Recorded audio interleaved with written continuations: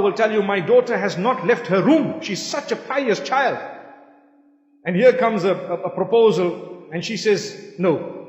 And the father says, well, she's a very pious child. She doesn't leave her room. She does not go out of this house. Today, you can commit sin under your blankets in the darkness when there's no even electricity. Believe me, because your mobile phone is still working. Sin is committed. How? Person gets involved. It starts off in different ways. And then you've got a problem at home. And this is why we say, strengthen your relationships with your children, with your family members. So when they have a problem, they can talk to you and you help them out of it. Don't scold at your child and shout them and abuse them just because they've done something wrong.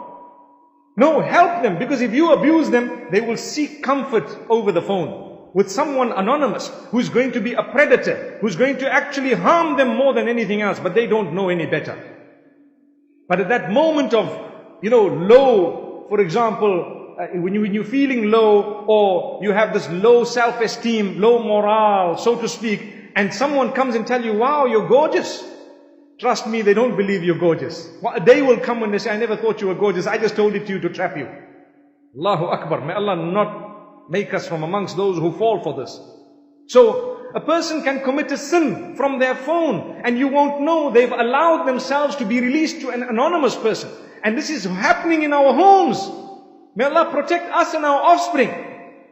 And then you find, if they have the courage to confess to you that, okay, I'm in love with this person. And sometimes you hear something weird. Who is this person? Hey, Dracula from somewhere. Allahu Akbar. Where's this person from? You know the tricks of James Bond? He cannot do them in real life. Did you ever know that? Allahu Akbar. This is just an act. It's just a movie. They're busy telling you things that are not real. They're making you feel nice. So you're feeling big. And what happens?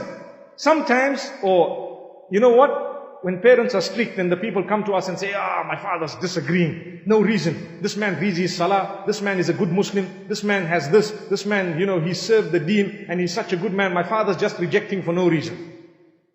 How do you know he reads his salah? He just told you. Have you lived with him?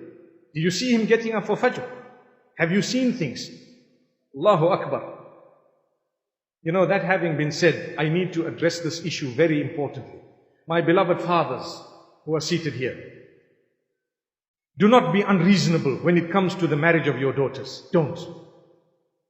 The worst thing that is going on today is when a daughter is married off and 5 years later, 10 years later, she tells her husband, I never ever wanted to marry you. The guy I wanted to marry, my father did not want me to marry. So I ended up fixed with you. Trust me, you, my beloved father, share part of the blame. Don't be unreasonable. Sometimes you've got to allow your kids to make a little mistake. Something you think that is not ideal. Talk to them, convince them. I'm not saying don't try to present your opinion. Present it, try and convince them, give them the time, give them a chance. And if they're still adamant and so on, after explaining to them, sometimes it might be, not all the time, but sometimes it might be worth your while allowing them to go into something that you consider not ideal. Who knows, it might work. It might be something better than you thought. And if it doesn't work, they're still your daughter, they're still your child. They will come back to you and love you and embrace you. And you don't have to rub the salt in to say, I told you. I told you. Because that's what parents like to do.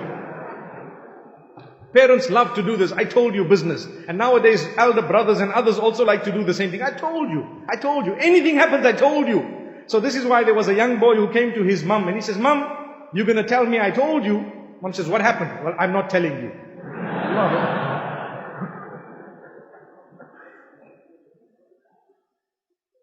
So thereafter, like I was saying, the worst thing is for someone to come up years later and tell you, I never ever wanted to marry you. I loved someone I met on Facebook and you know what? I really wanted to marry them. But my dad said no, so I'm stuck with you. This is why we say, my brothers, my sisters, understand the nature of the social media. It can make you or break you.